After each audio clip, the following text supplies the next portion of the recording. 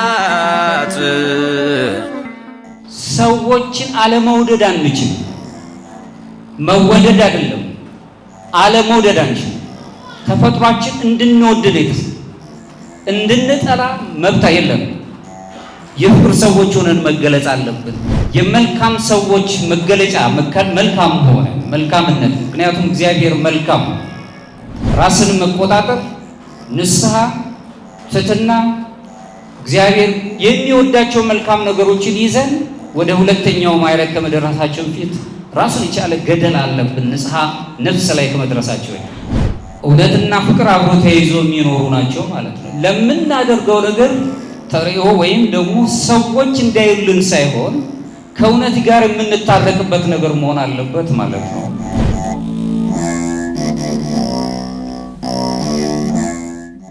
አሁን ለተሰበሰብንበትም ትልቅ ዓላማ ይኖራል። የበጎ ነገር ሁሉ እናት ተብላ የተገለጸችው ጾማችን የተቀደሰ ይሆናል። በጾም ውስጥ መልካም ነገርን ማግኘት ለምናስብ ሰዎች ጾምን ሲናገር ቅዱስ ዮሐንስ አፈወርቅ በተለይ ካለው ስጋችንን ከረሃብ በረሃብ ውስጥ የምናኖረውን አይደለም፣ በዚህ ውስጥ ግን መልካም የሆነ መንፈሳዊ ሕይወታችንን የምንለውጥበት ብሎ ነው የሚያስበው። ብዙ ጊዜ ክርስቲያኖች በጾም ወቅት ውስጥ ክርስቲያን ነው የምንመስለው፣ መንፈሳዊያን ነው የምንመስለው። ከዛ ከወጣም በኋላ ግን በጣም ይሁት በጣም ክርስትና እንደዛ አይደለም። ክርስትና የማያቋርጥ ነው፣ በየጊዜ የምኖረው ኑሮ እንጂ በዓላት ሲመጡ ወቅቶች የጾማት ጊዜ ሲመጡ እኔ የሚቀይረኝ መሆን የለበትም። ኢሳይያስ ሲናገር ቤተናል በፊታችን ያለውን ትልልቁን ነገር ሲነግረን አሁንም ዓይናችሁን ወደ ላይ አንሱ አንስታችሁም ተመልከቱ፣ እነዚህን የፈጠረ ማን ነው? በዓይናችን ያለው ማን ነው ነው? በዓለም የምናየው ነገር ነው ያለው በፊታችን ወይስ በዓይናችን ፊት ያለው? ዓይናችሁን ከፍ አድርጋችሁ አንሱ፣ እነዚህን ወልዶ የፈጠረ ማን ነው? እግዚአብሔር አይደለም? በፊታችን እግዚአብሔር ሊኖር ይገባል። መዝሙረኛውም አሁን ሲናገር መዝሙር 16 ከቁጥር 8 ላይ ሁልጊዜ እግዚአብሔርን በፊት ያየዋለሁና በቀኝም ነውና አልታወቅም። በፊታችን ሊኖር የሚችለው እግዚአብሔር ነው። ምክንያቱም እውነት ተብሎ የተገለጸው አምላክ ነው። መልካም እግዚአብሔር መልካም ነው ተብሎ የተገለጸው እሱ ነው። ሁሉን ነገር የሚችል ኤልሻዳይ፣ የሰላም አምላክ፣ የፍቅር መምህር ተብሎ የተገለጸው አምላካችን እግዚአብሔር ነው። በፊታችሁ ያለውን እሱን ተመልከቱት። ትውልድ ሆይ እግዚአብሔርን ቃል ተመልከቱ። ኤርምያስ ምዕራፍ 2 ከቁጥር 31 ላይ። ዕብራውያን ላይ ደግሞ የዕብራውያን መልእክት ጸሐፊ ሲነግር ምን ይላል? ዕብራውያን ምዕራፍ 3 ከቁጥር 1 ላይ ስለዚህ ከሰማያዊው ጥሪ ተካፋዮች የሆናችሁ ቅዱሳን ወንድሞቻችን ሆይ የሃይማኖታችሁን ሐዋርያና ሊቀ ካህናት ኢየሱስ ክርስቶስን ተመልከቱት በማለት ይነግራል። በፊታችን ሊኖረው የሚገባል በመልካምነት በእውነት በሰላምና በፍቅር የሚገለጽ ፍጹም የሆነው ፍቅሩን የገለጸልን አምላካችን ኢየሱስ ክርስቶስ ነው። እዚህ በመጀመሪያው ክፍለ ዘመን አካባቢ ላይ አንድ የቤተ ክርስቲያን ታሪክ የሚነሳ አለ። እሱም በተወሰነ ተናግሬ በዛው እናጠቃለን። ስሙ ባልትዛር የሚሆን ከዚህ ጋር ከታሪኩ ጋር አብራችሁ ራሳችሁ እንድታያይዙ ፈልጋለሁ። ስሙ ባልትዛር የሚባል ሰው በመጀመሪያው ክፍለ ዘመን አካባቢ ላይ ከክርስቶስ ልደት በፊት የነበረ ይህ ሰው ወደ ኢየሩሳሌም ከተማ የሰላም ከተማ ወረቱን ሊያቀና ነው የሚለው ምናልባት ወረቱን ለንግድ ወደ ኢየሩሳሌም ከተማ ሲሄድ ከዛ ከ33 ዓመት በፊት ግን ያችን ከተማ ያውቃት ነበር። የሚያውቃት በነጋዴነቱ አልነበረም። መባ ከሚሰጡት ሰዎች መካከል አንዱ ሆኖ ኢየሩሳሌምን እሱ 33 ዓመት በፊት ያውቃት ነበር እና ከ33 ዓመት በኋላ ወደ ኢየሩሳሌም ሲሄድ ኢየሩሳሌም ያለወትሯ ባድማ ነበረች ይላል። ከኔ ጋር ናቸው። የሰላም ከተማ ሰው አልባ ነበረች። ሰው ይበዛባት የነበረች ከተማ ባዶ ነበረች። ይሄንን አይቶ እየተደነቀ ሳለ ባልትዛር አንድ እናት ስትመጣ አይቶ ዛሬ ኢየሩሳሌም ያለወትሯ ምን ነው ባድማ ሰው አልባ ሆነች ብሎ ጠየቃት። አንተ ለኢየሩሳሌም እንግዳ ነህን ብላ መለሰችለት። ለኢየሩሳሌም እንግዳ ነህን? አልሰማህም? የደሃ አባት የፍቅር መምህር ሰላምን የሚሰጥ ለተቸገሩት ሁሉ የሚደርሰውን አንዱን ክርስቶስን ይዘውት ሰዎች ሊሰቅሉት ወደ ቀራንዮ ሄደዋል። ከኔ ጋር ናቸው። አይናችን የት ነው?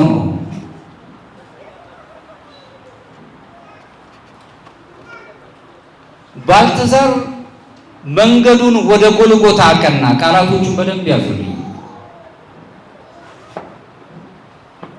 እዛ መንገድ ከመሄዱ በፊት ግን ሰዎች ከበውት ወደ ኋላ ወደፊት በገመድ አስረው መስቀል አሸክመው የሚያጋፉት ሰው አየ። መልኩን ጠጋ ብሎ ለማየት ብዙ ጭፍሮች አሉ፣ አልፈቀዱለትም። ነገር ግን ጠጋ ብሎ ሲያይ በደም ፊቱ ላይ ስለነበር ማወቅ አልቻለም።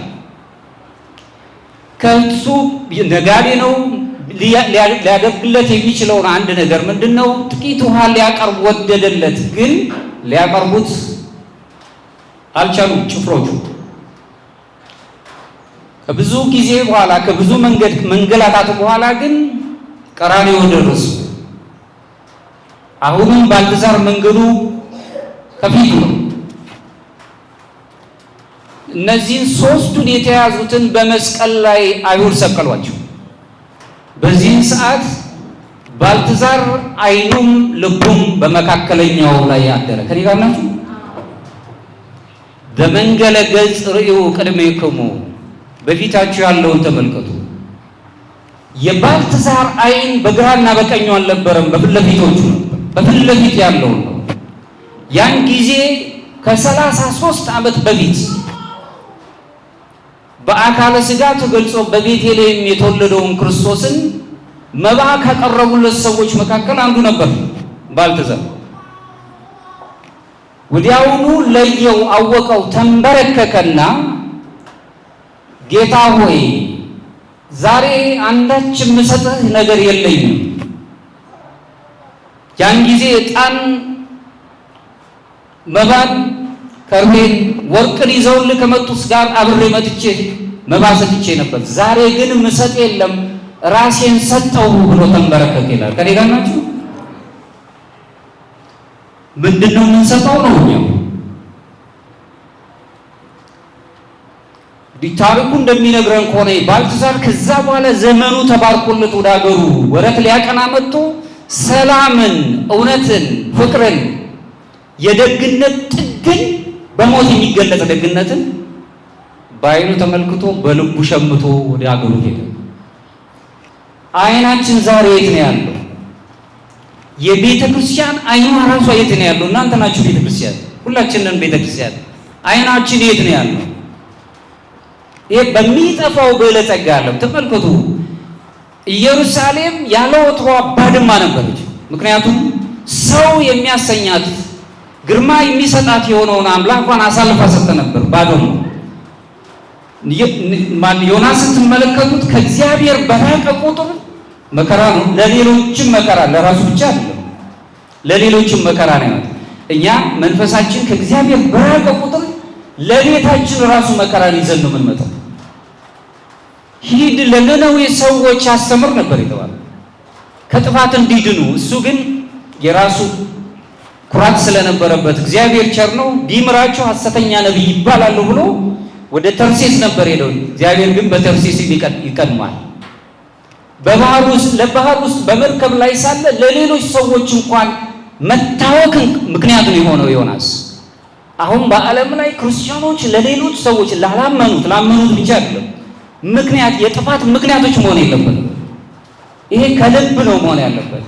እግዚአብሔርን በሸሸነው ቁጥር ኢየሩሳሌም ባድማ እንደሆነች ዮናስም ደግሞ ለሌሎች ሰዎች ጥፋት እንደሆነ መጨረሻዎች ላይ የገጠመው ወደ ባህሩ መወርወር ነው።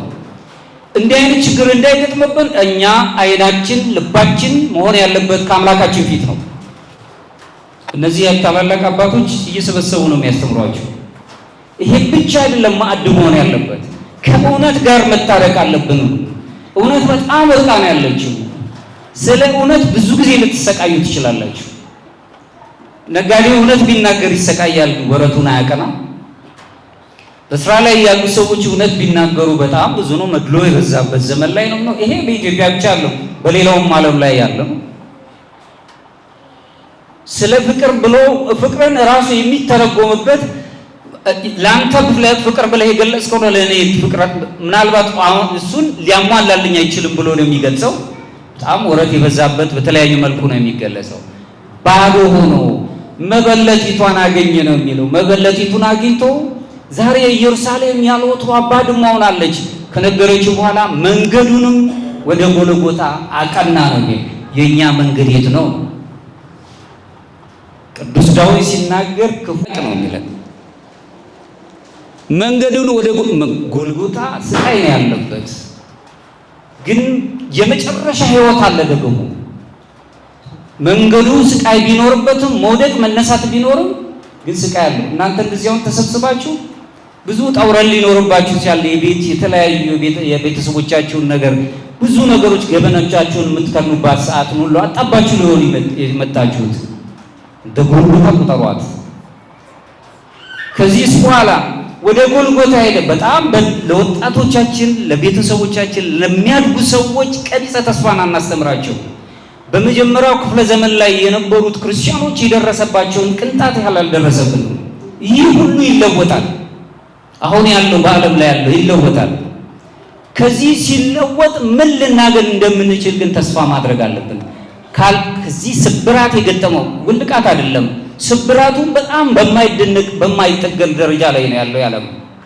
ከዚህ አልፈን ስንሄድ ግን ብናገኝ ምንድን ልንሆን እንደምንችል ነው ተስፋ አድርገን መሄድ ያለብን። ባልተሳር መጨረሻው ጎልጎታ ነው መንገዱን ያቀናው። በመስቀል ላይ የተሰቀለውን በመካከለኛው ላይ አይኑም ልቡም አረፈ ነው ያለው አይደል? ልባችን የት ነው ያለው? አይን ያያል። ቤተክርስቲያን አለች፣ አማናዊት ቤተክርስቲያን።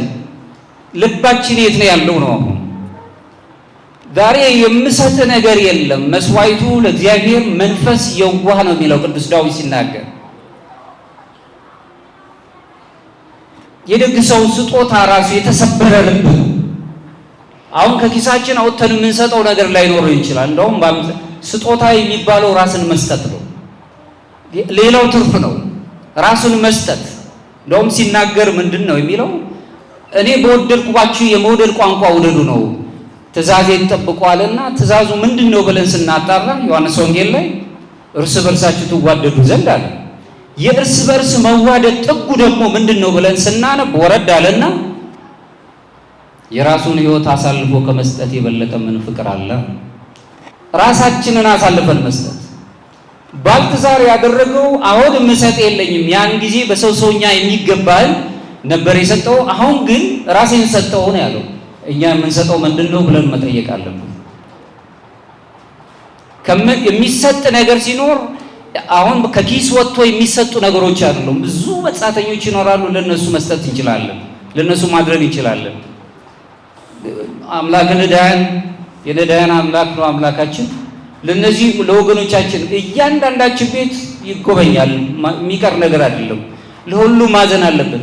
ከመስጠት የበለጠውም ደግሞ በነገራችን ላይ ስሜቱ እንዲገባን ማድረግ አለብን። የተቸገሩት ሰዎች በምን ምክንያት አንዳንዶቹ ይሄን ሆነው ያደርጉት ሊቃውንት እንደሚሉት ምክንያቱም ሳታውቅ ድርጊትን አትኮንን ነው የሚሉት።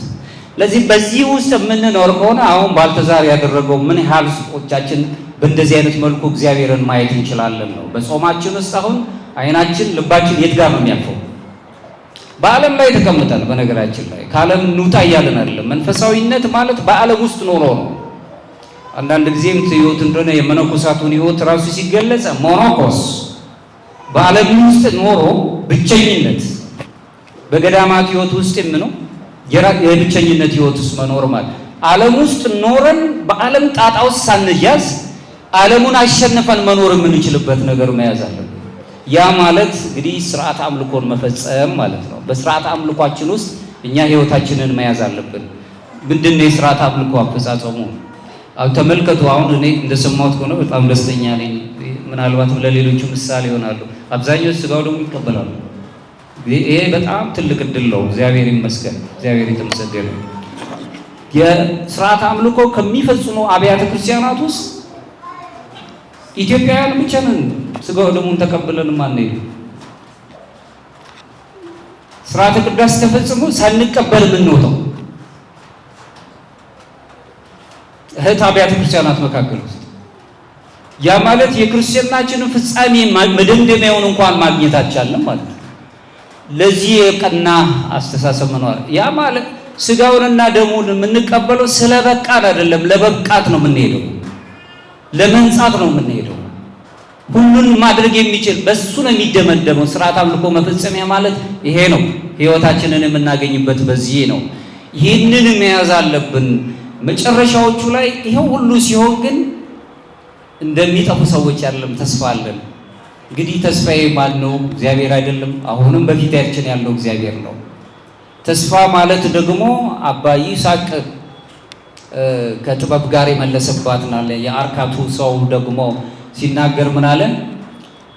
ተስፋ ማለት በዚህ ጭላንጭል በሆነ ጨለማ ውስጥ ብርሃንን ማየት ነው። አቡነ ሺኖዳ ከገለጹት አንዱ ቃል እሱ ነው። ይህንን ተስፋ ደግሞ በጥበብ መገለጽ አለበት ብሎ ነው። ጥበብን በገለጸበት ቋንቋው ደግሞ ምን ይላል? ጥበብ ማለት ይላል ሲጀምር ጥበብ በራሱ አላውቅም ከማለት ይጀምራል ነው። እንደውም ይላል አባ ይስሐቅ የሶርያው ሲናገር መናኙ አንተ በዓለም ላይ አዋቂ ሆነ ከምትታይ አላዋቂ ሆነ ታይ፣ አዋቂ ሆነ ከምትሰቃይ አላዋቂ መስለ ተገኝ። ምክንያቱም አንተ ካወቃቸው የማታውቃቸው ነገሮች ይበዛሉና ነው። ሰዎች በእውቀት ሁሉን ነገር የሚያገኙ ይመስል እውቀት አዳኝ አይደለም። ምእመናን የእግዚአብሔር ቤተሰቦች የቤተ ክርስቲያን እውቀት በሉት የዓለም እውቀት ሂደት ግን ነው፣ ያቀብለናል። እስመ ኩሉ ዘጸውዐ ስመ እግዚአብሔር ይድህን፣ የእግዚአብሔርን ስም የሚጠራ ይድናል። ለመጥናት ግን ሮሜ ምዕራፍ 10 ላይ ሳያውቁ ሳይሰሙት እንዴት ይጠራሉ? ሳያምኑት እንዴት ይጠራሉ አለ። ማመን ይቀድማል። ለማመን ደግሞ ሳይሰሙት እንዴት ያምናሉ? ማወቅ ይጠይቃል። እውቀት አዳኝ አይደለም፣ አያስፈልግም አይደለም።